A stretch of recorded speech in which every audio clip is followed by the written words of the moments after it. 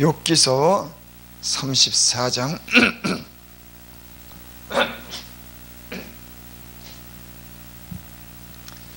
욥기서 34장 21절부터 30절까지.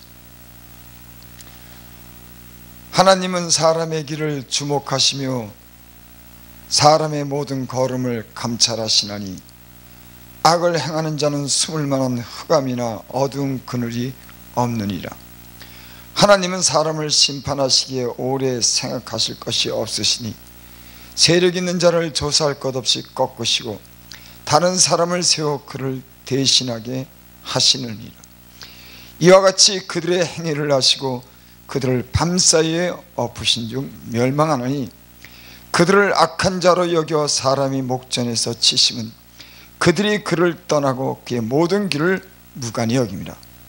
그들이 이와 같이 하여 가난한 자의 부르짐이 그에게 상달케 하여 환난받는 자의 부르짐이 그에게 들리게 하느니라.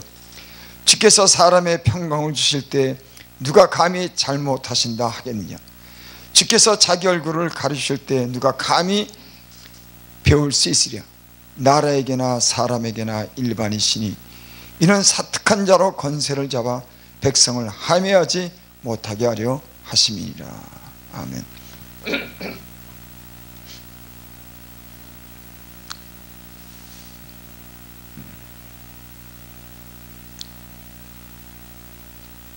욥이라고 하는 사람이 고난을 받죠. 그 고난에 대해서 욥의 그런 세 친구와 욥이 왜 고난이 왔는지에 대해서 변론을 합니다. 그때 그 세 친구들이 욥에게 그 고난은 우연히 온 것이 아니라고 그렇게 말하죠. 그거는 욥이 당신이 어떤 그런 잘못이 있든지 아니면 당신이 잘못이 아니면 당신의 자녀들이 범죄했기 때문에 그런 고난이 왔을 것이다. 하나님은 공연히 사람에게 고난을 주지 않는다. 이런 어떤 변론을 합니다.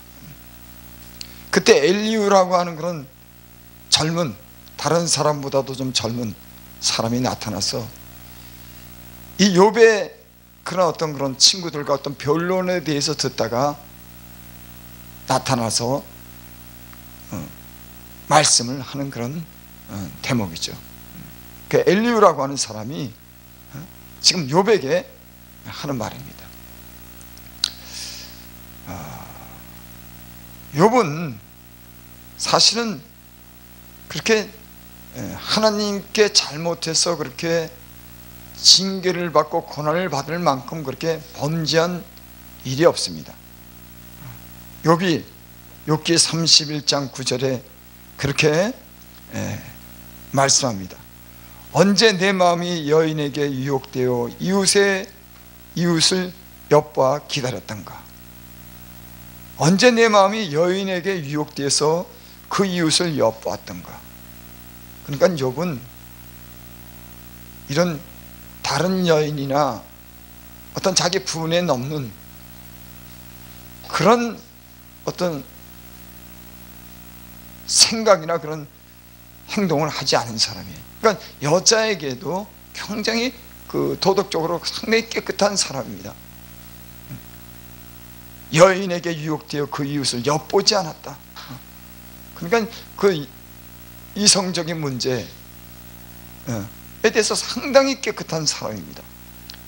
또 16절에 보니까 18절에 보니까 실상은 내가 젊었을 때부터 고아를 기르기를 그의 아비처럼 하였으며, 아무도 도울 수 없는 그런 고아에 대해서 젊었을 때부터 그 고아에 대해서 관심을 가지고 아비처럼 하였다. 그러니까 그냥 뭐 형식적으로 도와주고 그냥 대강 관심을 가진 게 아니라 젊어서부터 아비처럼 그 고아를 돌봤다고 하니까 이 사람이 그 어린 그런 고아에 대해서 참 지극정성으로 관심을 가지고 돌본 사람입니다. 예. 참 훌륭한 사람이에요. 또 25절 보니까는 언제 재물의 풍부함과 손으로 얻은 것이 많음으로 기뻐했던가. 재물에 대해서도 굉장히 깨끗한 사람입니다. 보통 사람 같으면 재물이 생기면 그 재물로 인해서 그 기뻐하고 금으로 기뻐하고 은으로 기뻐하고 그럴 텐데, 욥은 그러지 않았어요. 언제 재물의 풍부함과 손으로 얻은 것이 많음으로 기뻐했던가. 그러니까 재물에 대해서도 거의 초월한 사람이. 그러니까 하나님이 이 동방의 의인을 향해서 마음이 순전하고 하나님을 경외하고 악에서 떠났다. 참 훌륭한 사람입니다. 이처럼 훌륭한 사람은 요즘 세상에서 아마 없을 정도로 굉장히 하나님을 정직하고 진실하고 하나님을 두려워하며 아주 순전한 마음으로 하나님을 섬겼어요. 이웃에게나 고아에게나 과부에게나 늘 그들을 불쌍히 여기고 그들에게 베풀고, 또 은금으로 인해서 많은 재물로 얻은 것에 대해서 자기가 자랑하지 않고 그것으로 인해서 기뻐하지 않았습니다. 참 훌륭하죠. 아마 이런 욥기에 나타난 이런 욥의 어떤 삶은 우리로 하여금 얼마나 정상적인 삶을 살 수 있느냐에 대해서 어떤 기준을 보여준 것 같아요. 야, 사람은 이렇게 살 수도 있구나. 참 양심적으로 살 수 있구나. 참 깨끗하게 살 수 있구나. 사랑하며 살 수 있구나. 이런 정상의 기준을 우리에게 보여준 사람이라고 생각합니다. 그러면서 우리는 이런 정상의 기준을 사는 욥을 통해서 우리의 삶도 이런 어떤 완전한 대로 나갈 수 있는 어떤 그런 삶을 우리 안에서 도전받을 수 있지 않는가 생각합니다. 욥은 하나님에 대해서 이런 삶을 살아서 저는 많은 재물을 얻습니다. 존경도 받습니다. 근데 이런 욥이 순식간에 모든 것을 잃습니다. 자녀도 잃고 가진 재물도 잃고 친구도 비방하고, 이런 상태에서 욥이 친구가 변론할 때 그 친구들은 욥을 이해하지 못해요.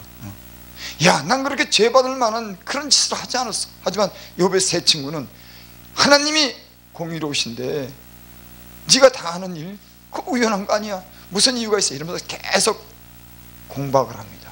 욥이 괴로워서 내가 하나님을 좀 배웠으면 좋겠다. 그러면서 때로는 원망도 합니다. 내가 다시 태어나지 않았으면 좋을 텐데, 햇빛을 보지 않았으면 좋을 텐데, 내가 어머니 태에서 죽었으면 좋을 텐데 하고, 그가 어떤 당하는 고난에 대해서 하나님을 만나기를 원하고, 때로는 그 마음에 의심도 해보고 불평도 합니다. 이때 이런 세 친구들이랑 이런 논란이 있고 어떤 변론할 때 엘리후라고 하는 사람이 나타나서 오늘 말씀을 하는 겁니다. 뭐라고 말씀하냐면, 하나님은 사람의 길을 주목하시며 사람의 모든 것을 감찰하시나니. 하나님은 사람의 길을 주목하신다. 그러니까 사람이 가는 길을 하나님은 보고 있다, 이런 말씀이에요.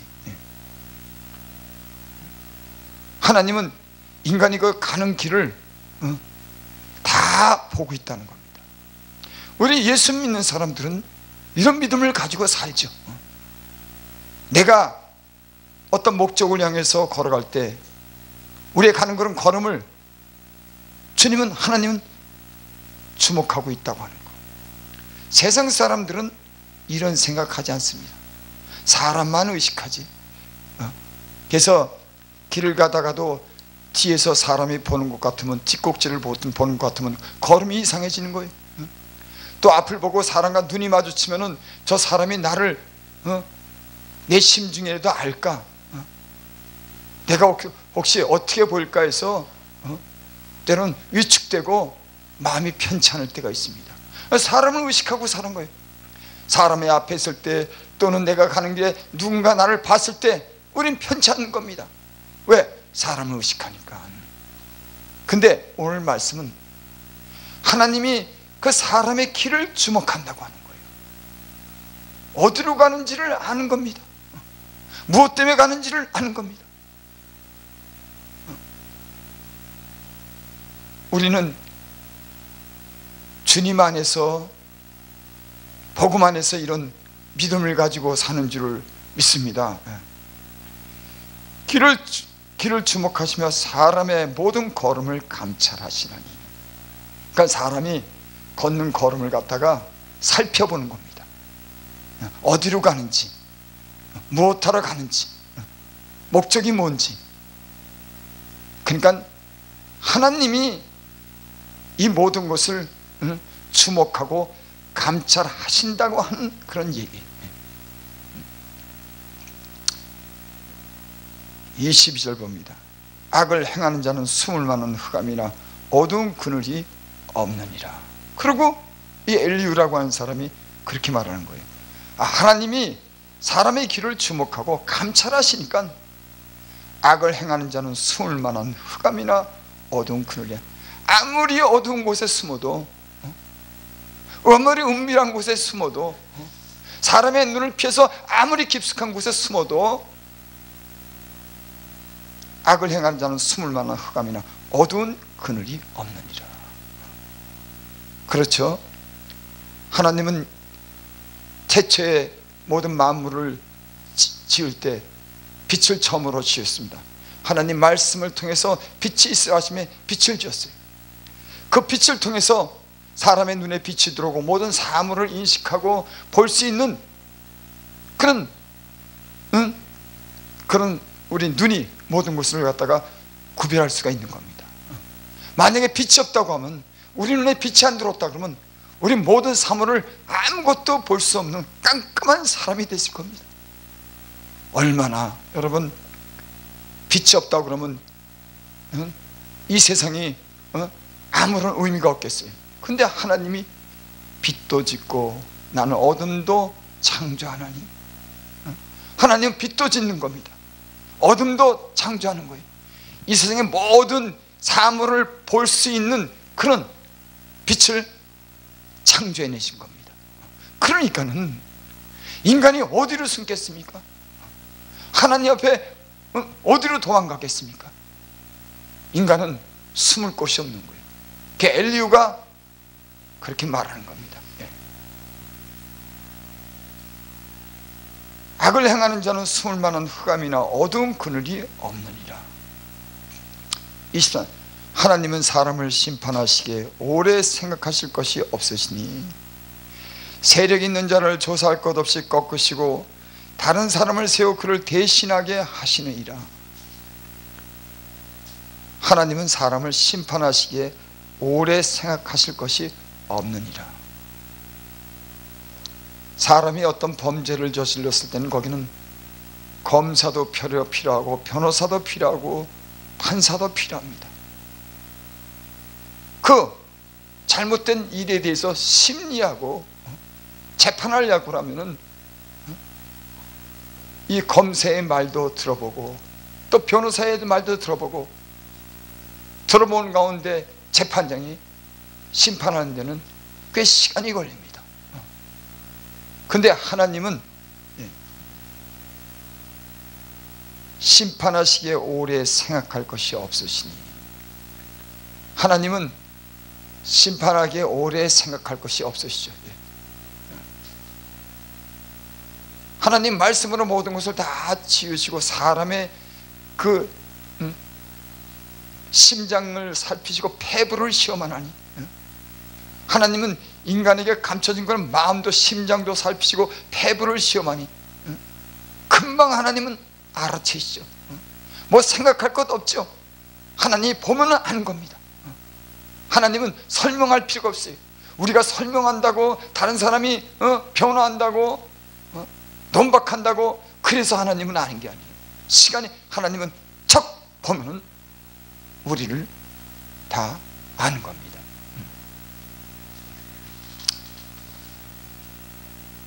세력 있는 자를 조사할 것 없이 꺾으시고, 세상에는 세력이 있으면 조사하는데 문제가 생겨요. 권력 있는 사람들 조사했다가는 오히려 내가 문제가 됩니다. 그래서 오늘날 이런 정치를 하는 거나 경제 어떤 비리가 있어도 그 힘 있는 사람, 돈 있는 사람 마음대로 가서 그렇게 조사 못하는 거예요. 지금은 세상이 좀 달라졌지만은 그전에는 어림도 없었습니다. 세력 있는 자를 조사할 것 없이 꺾으시고 다른 사람을 세워 그를 대신하게 하느니라.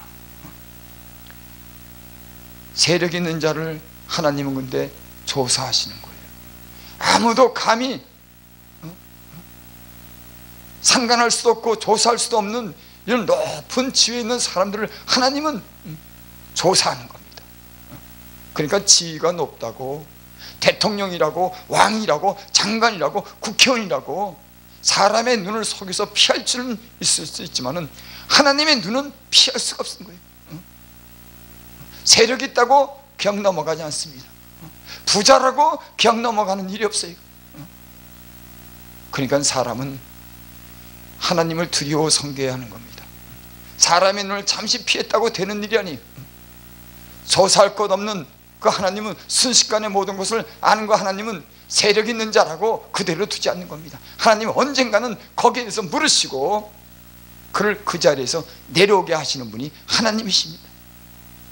우리는 때로는 우리가 그 세력 있는 사람들에 대해서 또 반문도 하고 그 일을 왜 그렇게 하냐고 따지고 묻고 우리가 또는 책망도 하고 끌어내리려고 하지만은 여러분, 조사하고 끌어내시는 분은 하나님이셔요.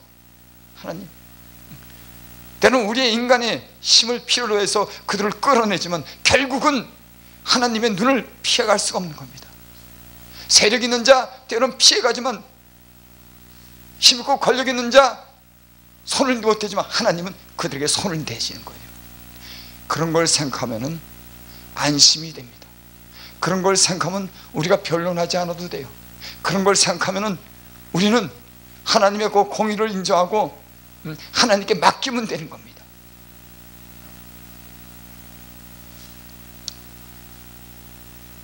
이와 같이 그들의 행위를 하시고 그들을 밤사이에 엎으신 즉 멸망하느니라. 그 하나님은 마음만 먹으면 멸망하는 겁니다. 밤사이에 잠든 사이에도 어떤 일순식간에 그 생명을 데리고 가자 하면은 하나님은 언제든지 밤중에라도 하는 거 보면은 순식간에 생각지 않은 때에 데려간다고 하는 거예요. 여러분, 우리가 인생을 살면서 우리는 이러한 것을 예측하고 때로는 우리도 삽니다. 아, 언제 갈까? 언제 하나님이 우리를 불러갈까? 그래서 돈을 많이 가진 부자가 더 벌어서 창고 하나를 더 지려고, 야, 내가 이렇게 돈을 많이 벌어서 창고에 가득 채웠는데 하나 더 채워야겠다, 그렇게 심중에 그렇게 생각했어요. 그랬더니 하나님께서 그렇게 말씀합니다. 어리석은 자여, 이 밤에 네 영혼을 내가 찾으면은 이것이 누구 것이 되겠느냐? 세상의 물질에서 탐욕을 하고 그 욕심으로 인해서 남은 생각지 않고 자기만 욕심을 채우고자 창고를 있는데도 더 갖겠다고는 창고를 짓고자 하는 그런 인생들을 향해서 그렇게 주님이 말씀하는 겁니다. 그거면 됐는데, 가난한 자도 많은데 더 가지려고 그러고 그 욕심을, 하는 욕심을 채우려고. 여러분, 세상에 많은 죄가, 이 성경에는 많은 죄가 드러나지만은 갖고도 더 갖고 가난한 자를 돌아보지 않고 자기 욕심을 채우는 사람에 대해서는 혹독한 하나님의 심판이 있습니다. 오히려 가난한 사람들에 대해서는, 물론 가난한 사람도 죄를 좀 죄에 대해서 형벌이 따르지만 특별히 부자가 자기만 생각하는 그런 죄에 대해서는 하나님이 용서하지 않는 걸 성경에 보게 돼요. 그러니까는 성경에 보니까 부자와 나사로의 비유를 보세요. 부자가 늘 호화호식하고 자기만 생각하고 그 부를 마음껏 누리는데 그 밖에 거지는 헐벗고 병들었는데 개가 와서 그 헌대를 헛는데 관심도 안 갖는 겁니다. 그리고 둘이 하나는 음부에 가고 하나는 천국으로 올라갔어요. 뭐 잘못했다고 하는 그런 말씀 없습니다. 거기 부자가 뭐 죄를 졌다는 말 없어요. 근데 저가 부자가 나사로 가난한 나사로가 바뀌었는데 하나 돌아보았다고 하는 얘기가 없어요. 자기 욕심만 채운 겁니다. 여러분, 이 세상에는 탐욕으로 인해서 점점 살벌한 세상이 돼갑니다. 사람이 고통하는 때가 이러니 사람이 자기를 사랑하고 남은 관계없어요. 나만, 오직 나만, 나한테만 관심 있는 겁니다. 돈을 사랑하고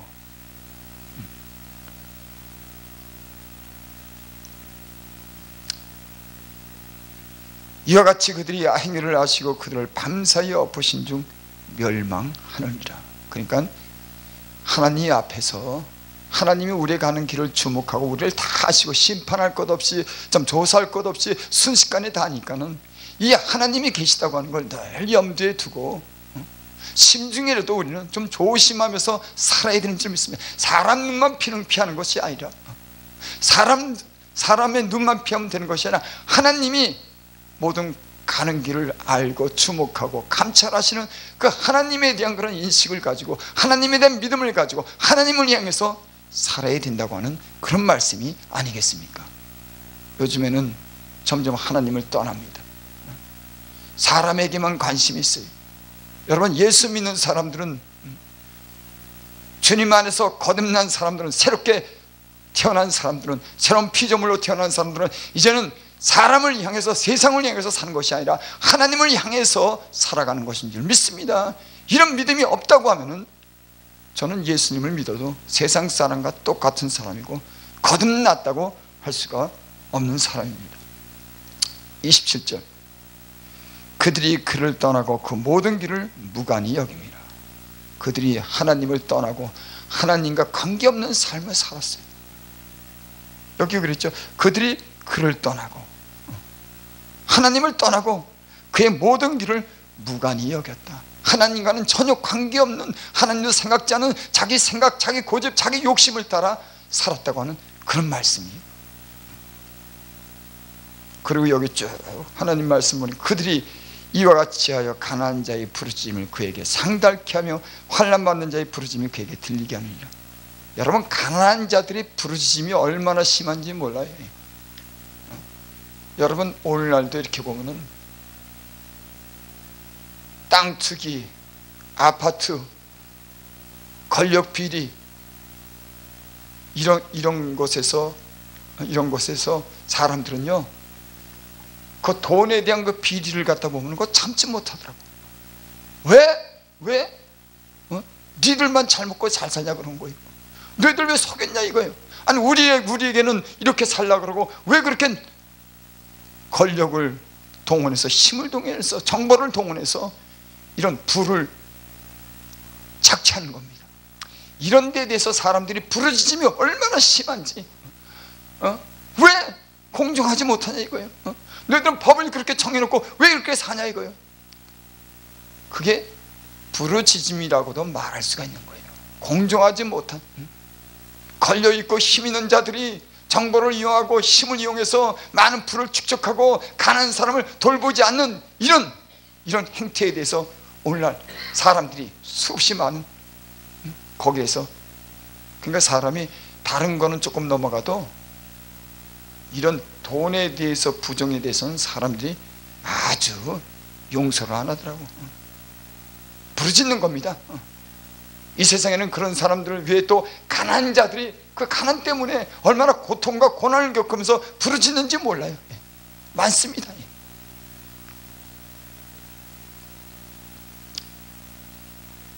29절, 주께서 사람에게 평강을 주실 때 누가 감히 잘못하신다 하겠느냐. 주께서 자기 얼굴을 가리실 때 누가 감히 배울 수 있으랴. 나라에게나 사람에게나 일반이시니. 이 얘기는, 아니 자기 마음대로 그들이 하나님을 떠나고 그 모든 길을 무관히 여기니까 이렇게 말씀하는 거예요. 주께서 사람에게는 평강도 주셔. 사람에게 하나님이 평강을 주셔. 그래서 하나님이 사람에게 평강을 줄 때 누가 하나님이 잘못했구나, 잘못 판단했구나, 저 사람은 괴로워하고 고통당하고 불안해야 되는데 왜 평강을 주지? 이렇게 얘기할 자가 있냐, 그런 얘기예요. 왜 하나님이 평강을 주시는데 또 주께서 자기 얼굴을 가리실 때 누가 감히 비울 수 있으냐? 하나님이 얼굴을 가리면 고난이 오는 겁니다. 근데 하나님이 얼굴을 가리거나 평안함을 주셨을 때 왜 하나님은 저 인간에게 평안함을 주지? 왜 하나님은 저 인간에게 고난을 주지? 누가 이렇게 반문할 수 있냐고 이렇게 묻는 것은 하나님이 이 모든 일을 무관히 여기지 않는다고 하는 겁니다.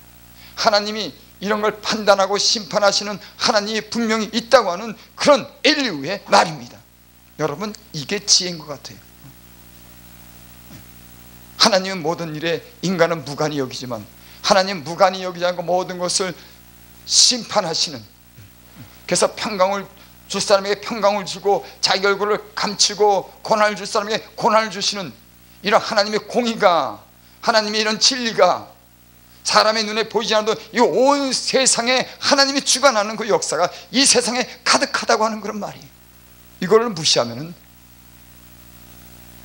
이것을 무관히 여기면은 사람은 불의를 행하는 겁니다. 사람에게만 잘 보이려고 하는 거예요.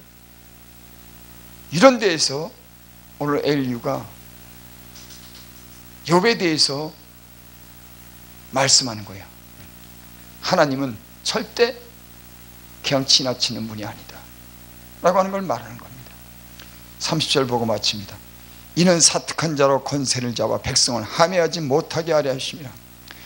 이렇게 하시는 것은 세상 사람들은 눈은 피해가고 숨을 수 있지만 하나님을 피할 수 없기 때문에 하나님은 사특한 자로 권세를 잡도록 그렇게 내버려 두지 않는다. 백성을 함해하지 못하게 하렵니다. 여러분, 이 세상에 모든 많은 그런 비리, 부조리, 인간의 탐욕으로 인해서 생기는 그 많은 일들, 이런 모든 일들은 또 권세를 잡은 자들이 약하고 힘없는 자를 괴롭히고 이런 모든 일들은 하나님이 언젠가는 관여하고 이 일에 대해서 정리한다고 하는 그런 말씀이에요. 여러분, 그런 거 보면은 여러분, 하나님이 하시는데 물론 사람을 통해서도 이 일을 하지만은 우리가 이 말씀을 통해서 하나님 앞에 모든 것이 숨김없이 다 밝혀지고 하나님이 평강을 주시고 하나님의 얼굴을 가지고 하나님이 사특한 자로 권세를 잡지 못하도록 하신다고 하면, 전능하신 하나님이 살아계시다고 하면은 여러분, 우린 좀 덜 다퉈도 돼요. 덜 싸워도 됩니다. 왜? 하나님이 하시니까는. 근데 지금은 안 그렇잖아요. 하나님이 하는 게 아니라 내 지혜와 내 힘이 하는 겁니다. 그래서 싸움을 무지무지하게 하는 거예요. 좀 나쁜 말로는 다 잘났다고 자기 지혜를 믿고 심판하고 자기들이 조사하고 자기들이 판단해서 마음에 맞지 않으면, 법이 안 나가면 싸움하고 충돌하고, 거기서 못 나오면 막 시기하고 비방하고 거짓말시키고. 왜 그런 줄 아세요? 내가 하려고 그래도 내가 안 통하니까 거기에다가 거짓말이 막 보태지는 거예요. 자기 욕심을 채우지 못하고 자기 의견이 관철되지 않으니까 인간이 이런 자존심이 상하고 자기 욕심이 채워지지 않으니까 거기다가 거짓이 들어가고 폭력이 남겨에 들어가고 이런 일들이 난무합니다. 왜? 내가 하려다가 내가 되지 않으니까. 나는 오늘 말씀이 이런 요즘의 어떤 사회에 대해서 경고하고 우리에게 교훈을 주는 그런 말씀이라고 생각합니다.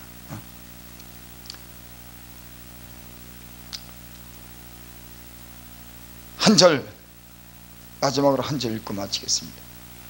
하나님은 사람의 길을 주목하시며 사람의 모든 걸음을 감찰하시나니 하나님은 사람을 심판하시기에 오래 생각할 것 없으시니. 여러분, 이 모든 세상에 이루어지는 모든 일은 결국은 하나님이 판단하고 하나님이 결정하고 하나님이 심판한다고 하는 그런 믿음을 갖는다고 하면, 우리는 지금 일어나는 많은 다툼과 변론과 싸움을 줄일 수 있고 하나님을 향해서 하나님을 믿음으로 하나님을 신뢰함으로 우리는 좀 더 우리는 안정을 가질 수 있다고도 그렇게 생각합니다.